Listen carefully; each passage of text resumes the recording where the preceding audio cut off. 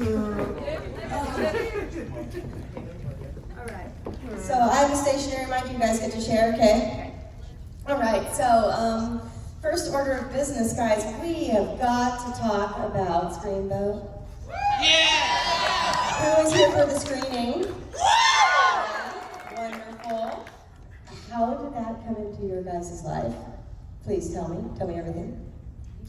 I was actually approached by Stephen and Amy like about a year before we even really started doing anything with it, because we worked together on the Mean One, and like we got a fun idea because we know the Willie IP is becoming free for everybody to use, and beginning of 2024. So I'm like, oh, we gotta do something with that. And like, we got this crazy idea for this little movie, and we want you to play Willie in it. I'm like, oh, okay, cool, because that's a full circle moment for me, because my first big starring role I ever had was back in middle school in a production of Mickey's Christmas Carol, and I played Mickey in that. So I was like, I gotta do this. This is totally meant to happen. So, and then I finally got to read the script, and I was like, oh my God, this is so much better than I even anticipated. It's just such a fun story, and it's like, yeah, I gotta do this, especially since they wanted to do the practical effects with it, and and there's that, oh, Willie's gonna be like about 2.5, 3 feet tall. And I'm like, oh my gosh, so we get to do that kind of like, Honey, I Shrunk the Kid type stuff. Oh, someone's bringing his own chair. Here comes Santa Claus. Yeah. It's payback for the cold. That's what happens when you kill me. So yeah, and that's the Aristocrats. Mike Levy sent me the audition ticket for my character, and then I auditioned, and I went in and did a callback with them. Mine was more traditional, like I went through the audition process, and then we had a reading, and I didn't even know you were in it. Like, I didn't know really too much about it, and then I saw you at the reading, and I was like, we might have been obnoxious. I was like, dang, I didn't know I was going to see you. So, yeah. You literally jumped up in my arms. I know, I hadn't seen you in a while, was it? Amazing. All right, let's move on to Terrifier, of course. How did Terrifier come into your life? I want to hear your audition stories. I mean, I'm sure most of us have heard Damien's, but I don't know about the rest of you guys, if you even had an audition. I mostly begged. I heard there was a number 3, and I said, whatever it takes. Can I clean your car? You need a vacuum, whatever you need. And then Damien, I did a really good job with the car. If this guy can Simonize a car like this, he could play Santa. Damien Leon's and all that, right? As they get in? What? So to clean the car is to get in, right? His car. His car. Yeah. If you want to get in, you got to clean my car. And then I introduce you to him to clean his car. Valuable information. So, I believe Gino Caffarelli, I never actually asked you, but Gino was the one who recommended me, because you were looking for actors and actresses. And Gino is? Gino is, he plays the pizzeria owner. Yeah, Jack-o'-lantern head. Yeah. And Gino and I did, Gino and I had come out of school, and I did my first ever project with Gino, and he recommended me, and I did an audition. And then I guess the rest is history. He probably had no one else auditioning for the part. It's not like I was a job.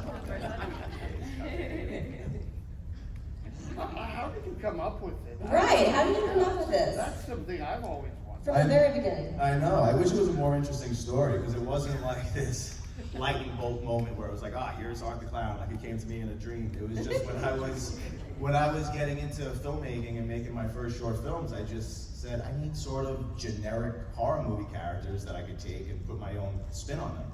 And I loved killer clowns, but I thought there was something I could do differently, something a little fresh with a killer clown. So I said, I'm gonna take my crack at it and see if anything comes of it.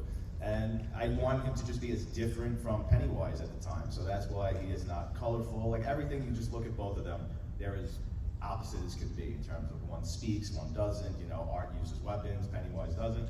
And then I wanted to put him in sort of this real world situation that anybody could relate to, and the first thing I ever wrote with him was, what if like someone's just on a bus in the middle of the night alone, and all of a sudden this clown gets on and just starts messing with this woman, and it's really awkward and uncomfortable, and it starts getting increasingly more, you know, sadistic and threatening. And I was like, I like that idea. I'm gonna kick off my short film with that. And then when I saw what Art the Clown looked like for the first time, I gotta be honest, like everybody was like, ooh, like there's just something there. You didn't know what it was, but there was something just really striking about him. You're like, that's interesting. And he was only in the first 4 minutes. Everybody I showed that short film to would say, yeah, cool makeup, this, that, your demons at the end are cool. They're like, what is up with that fucking clown in the beginning? They're like, he's too cool, like that can't be it. And you gotta make more things with him. And I got that note across the board.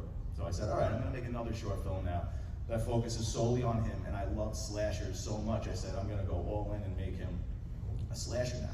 And it was just, every time I'd make something new with him, it was sort of the fan base would grow, or the hype around him would just grow a little more, and it was like, all right, now I gotta get him into a feature. So it was just all these stepping stones, and he became sort of my North Star that I had to just keep following. I said, I know there's something there. Everybody keeps telling me there's something there, and eventually it just clicked. But it seems like this overnight success, kind of, right? Because once part 2 came out, it was this sort of indie sensation, but I mean, this is a long time in the making. This was 2005 when I made the first short film. So literally 20 years. Yeah, so I love telling, especially a lot of filmmakers come up to me, aspiring filmmakers. So you just have to really be persistent and believe in what you're doing, and you know things don't happen like that. And just follow your gut, follow your dream, and you do it.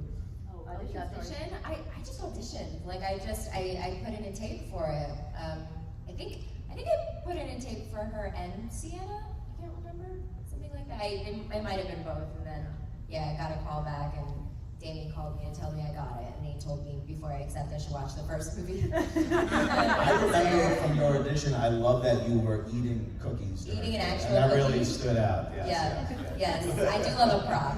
Do you remember which scene it was that you auditioned with? I remember screaming. No, I remember what it was. It was when you're. Monica Brown cookie? Yes, that's why you're eating the cookies. Yeah. It was when we first meet her character, and she starts talking about how Monica Brown was beautiful. Looks like the inside of the cookie, and I was like, I have a cookie. It's a missed opportunity otherwise. Love that. There we go. Yeah, Damien even sent me that audition of you and that. He's Oh, really? like, what do you think of this? And I'm like, oh my gosh, she's That cookie fantastic. looks great. It's like, cast her. She's just doing this great bit with a cookie. This is Just hysterical. eating a cookie. I loved it. I was there because I had done a show way back in the day, in a children's theater show. I did The Frog Prince, and I did a whole thing with eating a cookie, and I was just constantly spitting food in the princess's face while I was talking to her. That made me think, I was like, oh, this is great. She's got great comic instincts here. She's going to be fantastic for this. I was like, and we were right. Yeah. As for myself, y'all probably heard this for maybe a few times, but I just responded to an online notice on Actors Access for a tall, skinny guy with experience doing comedy or physical comedy or clowning, and I went in and I didn't have a script or anything like that, and I freaked out. They're like, oh no, you don't need one, art doesn't talk, and they're like, just improvise a scene where you're happy about decapitating somebody, and go. And I had to just improvise a scene like that. You can see it online, and it's kind of weird. I ended up halfway through it, like, not liking the taste of the guy's blood, so I took an salt shaker and started seasoning it. Liked it. I guess that's what got me the role. It wasn't my roguish good looks, so. I was eating cookies while washing Roebuck's car, and instantly was cast. None of these things are actually true. Just a normal audition in my garage. It is interesting because I was working on a TV show in Mexico City, and I was cast right before, like the week before. And they called me and said, "You've been offered this part." I said, "Let me read the script," to which you said, "No." There's no script, and I was like, what is this fucking project? There's no script. And I was like, I don't know, guys. But then they sent me these 8 pages, and it's a testament to the writing, because I read the 8 pages, and I was like, okay, this shit's funny. I had no idea what the movie was, and if I'm going to be completely honest, I didn't know what Terrifier was. And so when I showed up to do it, I showed up to do an 8-page scene with this this fucking lunatic. And the next thing I do, I was like, I don't know what the hell's going on here. But this is really fucking entertaining.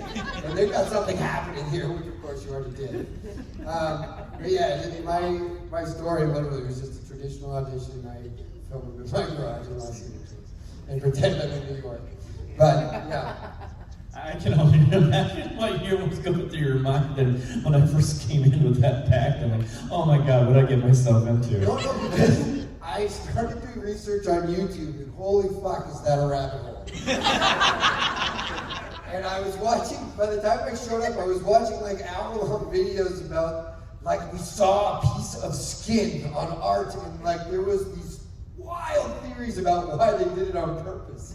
And like all this shit, and I was like, what is going on with this thing? And the correlations between you and God, and also you and Satan. And I was like, which is it? I'm so confused. It's the flying spaghetti monster. He's a Pastafarian. That's right. That's right. Okay, audience questions. Raise those hands. Who's Maurice Jackson? Me, biatch. Do you really not know who Maurice Jackson is? No, I don't. Oh. Yeah, so Maurice Jackson is the workers that go to the abandoned building where she wakes up and kills them.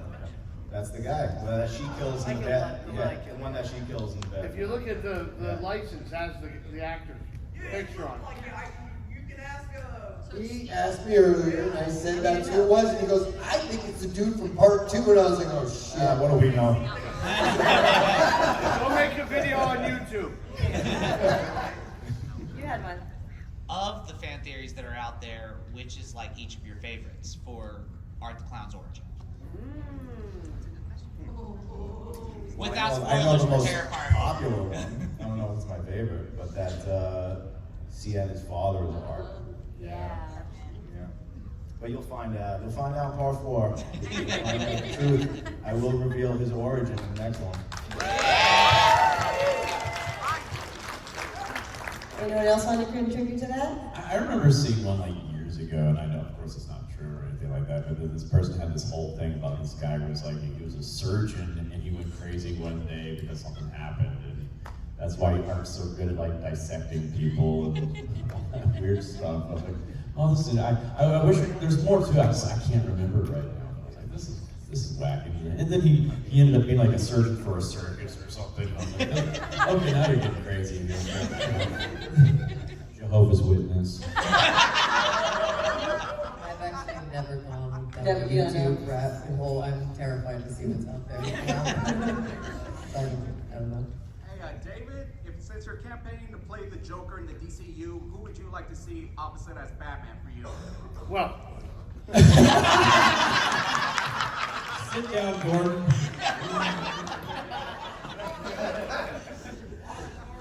I would really like Jensen Ackles. I think he's already done like the animated version of Batman. I love this. What did you say?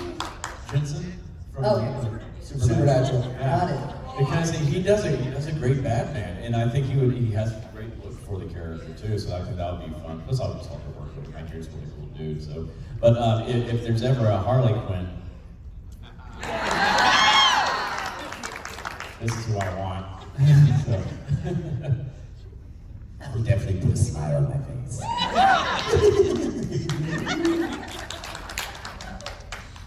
So Jonathan's death in part 3 was very ambiguous. I knew this was coming. Not dead. Wait, I'm sorry. Continue. Right.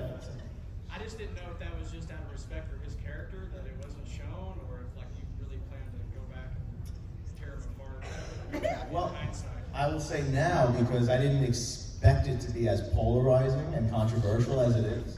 So I'd rather not say anything about it ever again. No, I'm kidding.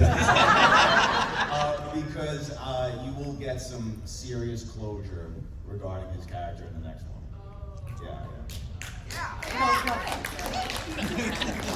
So this would be for Damien. I know Friday we sort of talked on like practical effects. So out of all the ones you've worked on, what was your favorite practical effect that actually you pulled off? good question. There's been a lot of cool ones, a lot of really difficult ones. As a whole, I'm very proud of the bedroom murder in part 2.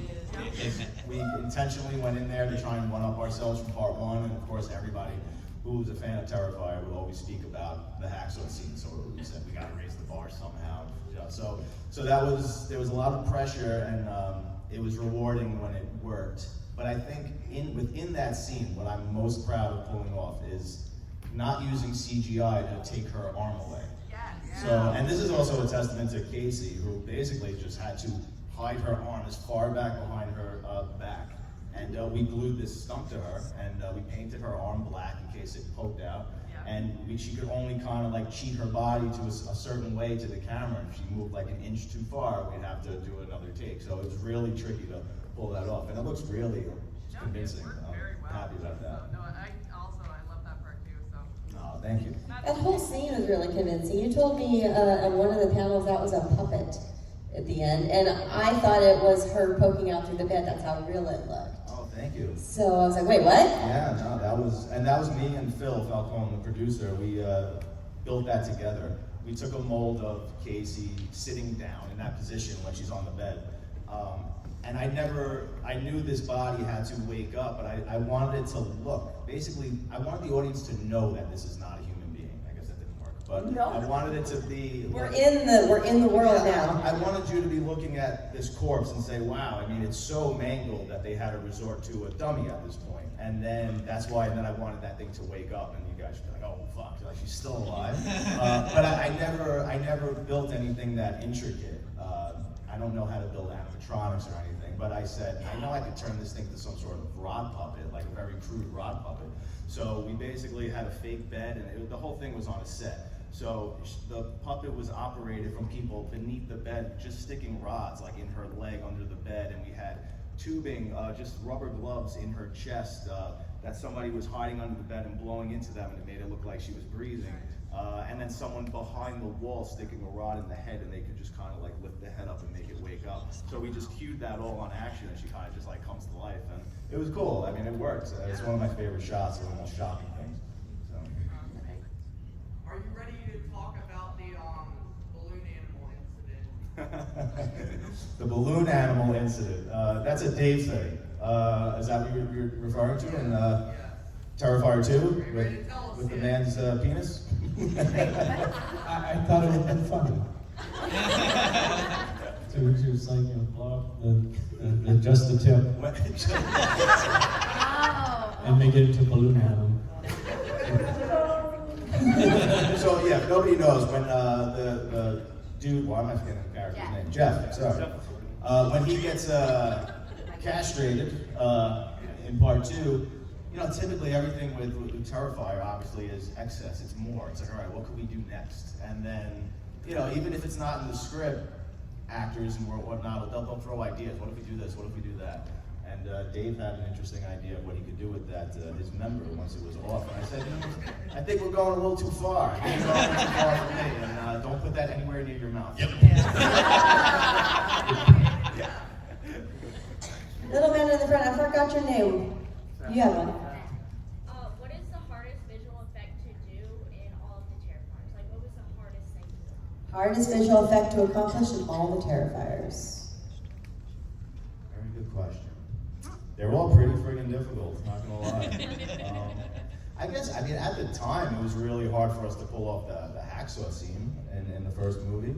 Because I'd never done anything like that. I've never built a whole fake body before.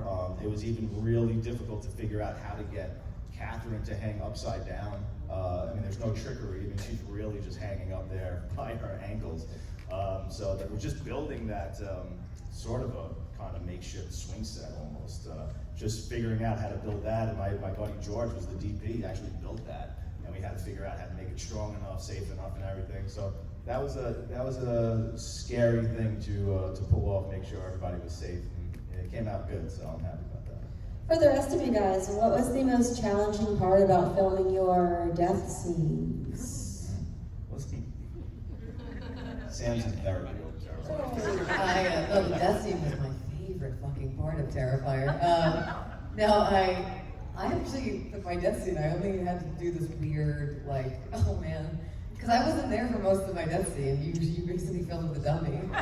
But there was one moment where I think you just wanted to torture me, where it was like completely, it felt always quiet because we were calling action, but Damien wanted me to like basically do all these weird jerky moments while I was screaming. And it was probably really atrocious to watch. But I actually cheered when I died because everything before that was extremely grueling with the prosthetics. But the death scene was pretty straightforward for me, and then I guess you really were just working with the dummy. Yeah. I was working with a dummy before we even got to the dummy. Now, can we give it up for her though, seriously? I love her so much. She's so dedicated, and she really pushed herself into an area that none of us expected, or she really had to go out of her comfort zone and be very vulnerable in this part. And which part? The whole thing. Not only mentally, but I mean, it is really, really difficult to act in that makeup. That makeup, it does nothing positive for an actor, really. It's just so, she could only see through one tiny pinhole in that eyeball. Wow. A pinhole, literally. So, I mean, I'm able to pop the eye in and out of the prosthetic, so she can kind of see where she is, but when it's rolling, I mean, we gotta basically blind her, and she has to kind of remember where she is and where her marks are. And plus her dentures lock into her mouth and push her lip all the way up, and then the mask gets glued into that. So she can't speak properly. It's really hard to enunciate with those teeth and with her lips. So, I mean, it was not fun for her by any means, and she just did such an incredible job bringing that character to life. And, thank you, Samantha. She was like in makeup for like 8 hours a day, too. But thank you to Damien, because I mean, it's been like an amazing journey for me, meeting everyone and getting to work with phenomenal artists. But just to be a part of Damien Leone's vision it's like once in a gajillion, and it's been such a wild ride. So it was definitely grueling, to say the least, but I also got to work with the best of the best, and you know, it'll always be so special to me. So yeah, I love you. Danny, do you want to talk about your death scene, challenges, joys? Yeah, no, I mean, I think it's the best death scene in any Terrifier movie. It's certainly the most elaborate. And I said, you know the death scene's going to be big when they say, Dan, get out of the shot. And then they wheel in the other version of it. But Christian Tinsley and his team did a great job for Damien on that movie. Probably the hardest thing was keeping a straight face during all of our preemptive death stuff. I just said that you were spitting in the actor's face. So a friend of mine, a very smart guy, cop, he goes, when he spits on you, how do they do that? And I said, what do you mean? He goes, how do they make it look like he's spitting on you? I said, he spits on me. And so now I've got to find that princess frog, and we'll have it. Oh, I felt so bad for you. There's this great take, because we were doing multiple takes of that too, and he's just getting more and more. I am so sorry. And then we do this one take, and he's in the middle of the dialogue, and you don't really have to spit in my face this time, Clowny. Blah, blah. He's in the middle of the dialogue. I almost lost her right there because we just kept going. But I'm like, oh, but I knew it was like, okay, good. I don't actually have to spit in his face, but how he just integrated it right into everything he was saying.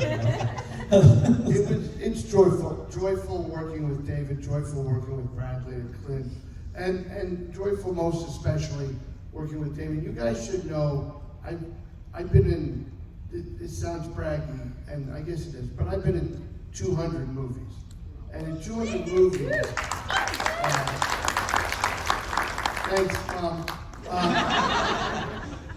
I would put Damien in the top 5 directors of all the people I've worked with. So, and that's a very, that's what he brings, that's why you're all sitting here. You have to understand this. It's not because art kills people. It's not because Samantha does something with glass. But it's because we have a visionary director telling a story that's so grand it takes 4 movies to tell. And so it's an honor for us, I think, to be part of it, but I'm grateful that I got to be part of it here, so. Thank you, buddy. I washed his car, so he'd say that. Thanks, buddy. I gotta say, though, that the most fun, I think Dave will say the same thing, we ever had in the entire trilogy was shooting that bar scene and just watching these guys play off of each other. I never laughed so hard watching that monitor. You get to the point where I'd forget to say cut, we just forget we're filming, and there was so much improvisation. I mean, these guys brought those characters to life and brought so much comedy, and injected so much humor into that scene that wasn't on the page. So, I mean, that's what you get when you're working with incredible actors, and you gotta just trust them and let them do their thing and know that they're bringing something to the table, you know, that they have these talents that they could bring to elevate your material. And it was so amazing to see that, even with Clint, you know, I mean, their dynamic between the three of them was so amazing to watch. And then you bring Art into the middle of that, it was just gold. It was really so cool. Thank you. Especially, yeah, and Dave during that too. That was probably, there were like 3 scenes during Terrifier 3 where I pulled Dave aside and I said, man, you are really in the zone here. I mean, just keep doing what you're doing. This is so good. This is some of the best stuff you've ever done. I mean, it was just facial expressions he was making in when he was torturing Dan. When he was in the mall with the children. I mean, there were just moments where you feel that there's something magical happening and he's really tapping into the zone. I mean, it's really like a football player who's just like in the zone. And yeah, it was just really, it's really fun to watch when those things happen and you feel it. Absolutely, thank you.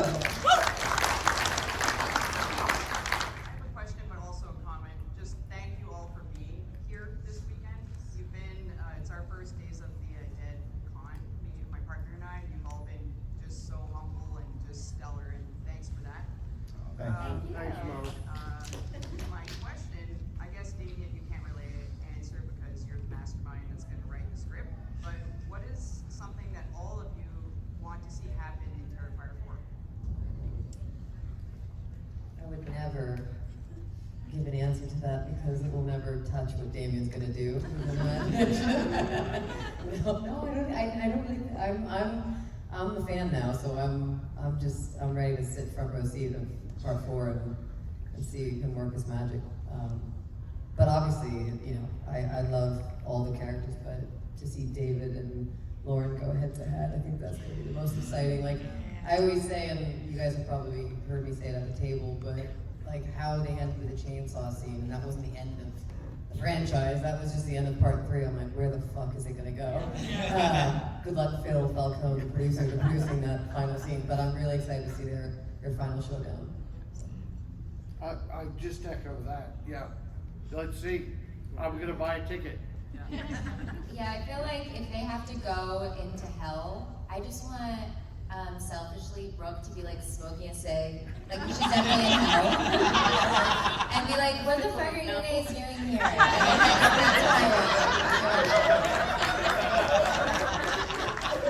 what I Wait, I didn't know we could put ourselves in it. You'd be on Yeah, my I'm lap. gonna be in it. See you there? You'd be on my lap. That's what I was Do you have something to contribute to that, Bradley? What would you like to see? I'm a little pissed off. I know you're because new, My but- pitch was my twin brother, but this is smarter. I was going to do a haircut for you. I mean, I'm not Roebuck. I haven't done 200 movies, but I've worked quite a bit, and 25 years in this business. And when somebody was asking me about this particular movie, and one of the things that's interesting that you all should know, just in terms of the appreciation of it. A lot of times you show up and somebody is a genius with the makeup and the special effects, and you're like, that's wonderful, but the movie still doesn't work for a million other reasons. One of those reasons being the script doesn't work. Another one being the direction doesn't work. So what you guys have sitting in front of you is somebody that knows how to do all of those things. Yeah. And that's why this is what it is. Listen, dude, I write and make movies myself, and I was like, you really know what you're doing, which is cool. And also allows us to sit in a room and fuck around for a couple days, knowing that we're in good hands, that you're gonna take care of it. And we got this guy over here doing this mime shit that's brilliant. You know? And so you know you're part of something that's gonna work, so you're willing to, jump off a little bit of a cliff and go, he's not gonna use it if it doesn't work anyway. Whereas sometimes if you do, you're like, oh God, if I do this, he's gonna put it in and look like an asshole. Yeah. We're not worried about that. So it's just a really fun place to play. And I think that's why you all enjoy it, because you guys recognize that we are playing. And having a good time. Thank you, buddy. Yeah, so I guess more of that for 4, okay? Can I ask, what would you like to see him for? That's too much pressure right now. She's just worried you'll steal it. Just don't fuck it up. Yeah, no pressure, sir. No pressure at all. Any questions in this section? Yes. I was just curious, with Terrifier 3 having a much bigger makeup department, how that changed the experience for you, because you also love to do the makeup. It was wonderful because that's one of the reasons why Terrifier 2 took forever to make. It took years to make part 2 because it was really just Phil and myself doing all the makeup effects. We had another makeup artist, Alana, who was helping us out for a little bit, but ultimately it was just 2 guys building everything, and then a week at a time we'd stop shooting, go into his basement for 2 weeks, build what was coming up, and then call everybody back and be like, all right, we're ready, let's go. So that's not how you make a movie. So it was amazing to have a team now that can just go off and build everything. Well, now I can focus on every other aspect of filmmaking, which is what a director really does. He manages all these departments. I mean, every department, you have to go through everybody's wardrobe, everything that's in a room on the set design. I mean, the production designer presents you with everything. What about these paintings? What about this color? What about that bed sheet? So it's a lot of work, so I was able to focus on all that, and I think because of it, it's technically the best film out of the trilogy.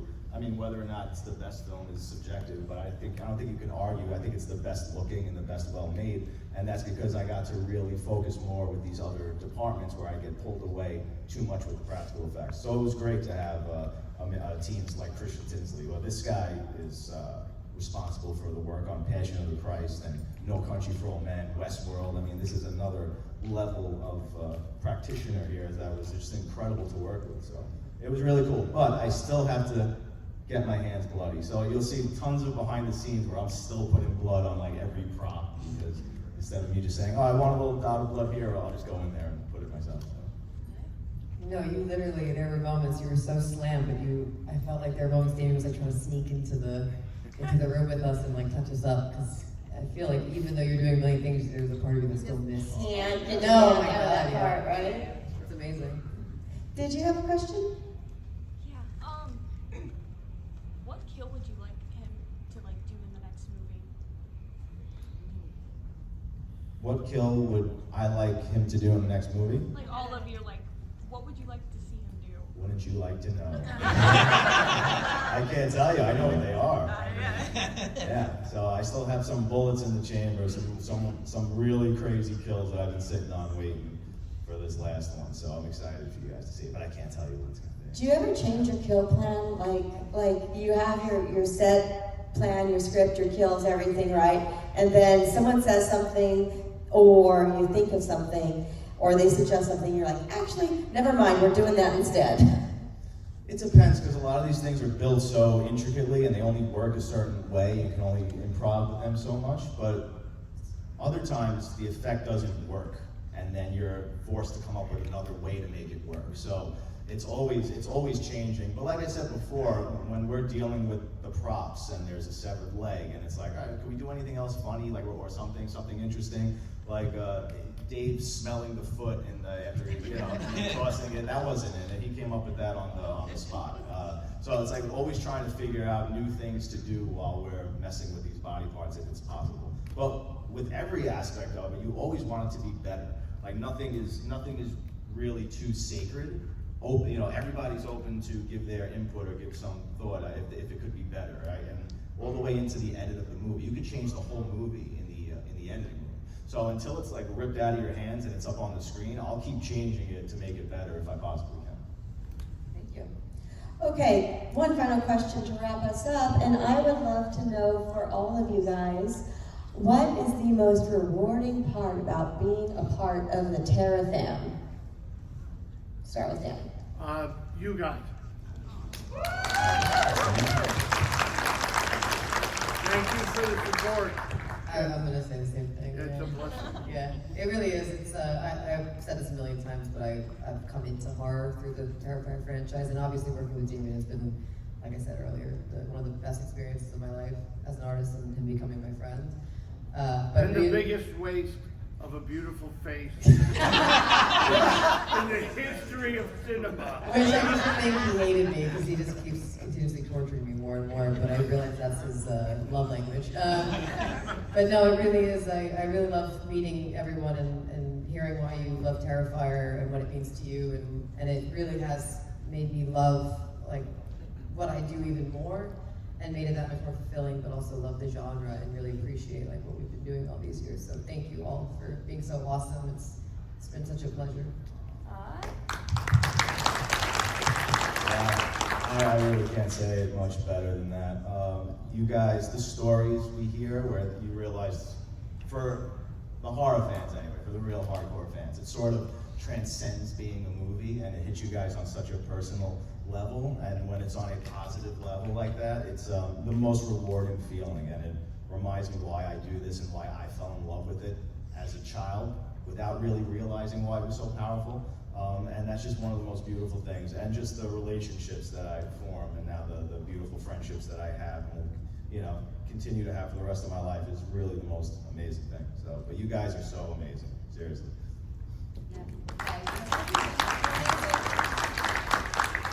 And this group of people who are now a family, we were talking about it yesterday, we're basically making our own production company with like all of them, we're just recycling because it's so like, you always want to work with talented people, but then you always want to work with good people too.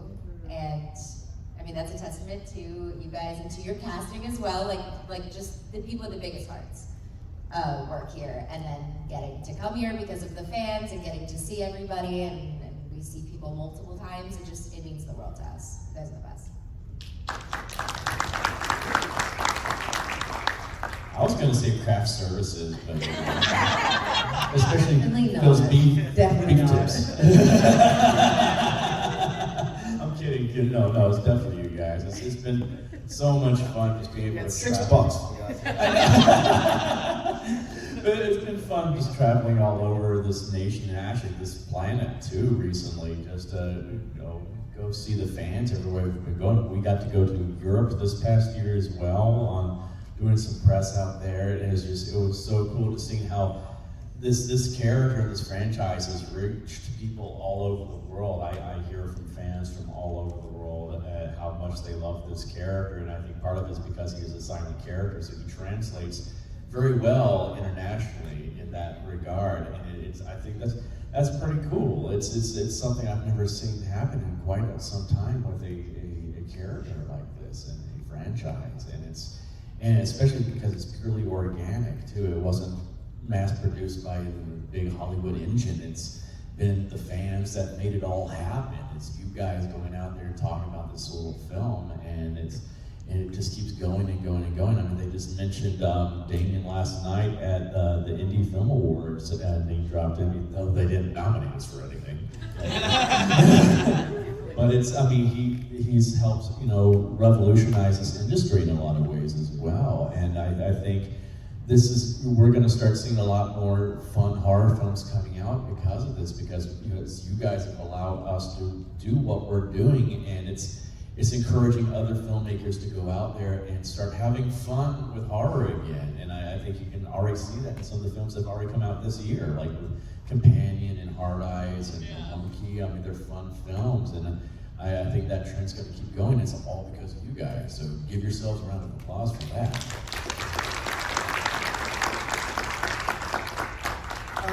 If I say you guys, it would be wrong, so it's just Dan.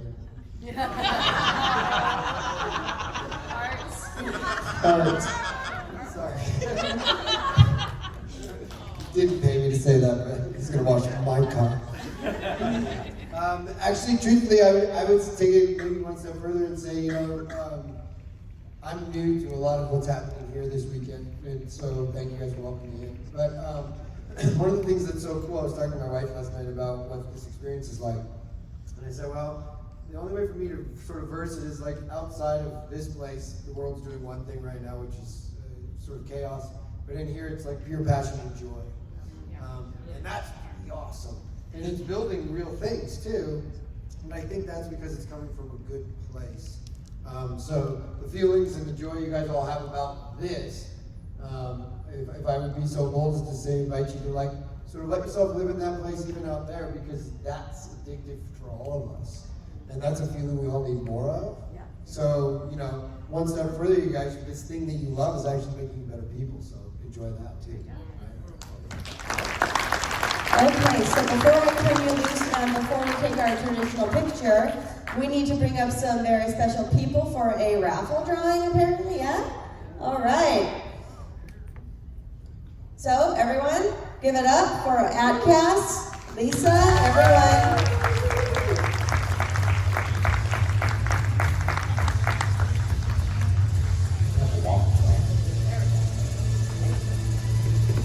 Come on over, guys. Come on to the center here. All right. Who gets the mic first? So we wanted to do a little something to help out Lisa and her son Dominic to get him some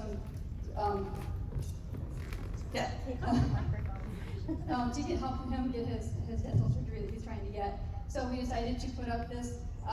It's a limited, sold out Christmas sweater that a lot of people were really wanting. So a lot of really great members decided to did a raffle, and they put some money in and some tickets, and we're gonna draw one.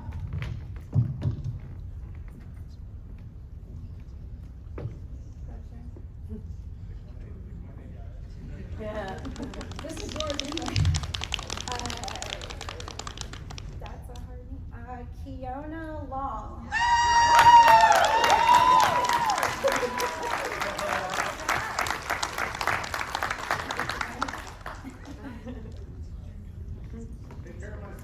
I also wanted to thank everyone. I don't know everybody's names, but I see a whole lot of people that are on my son's donor list, and I don't know where we would be without you. So thank you. We love you. We love you guys.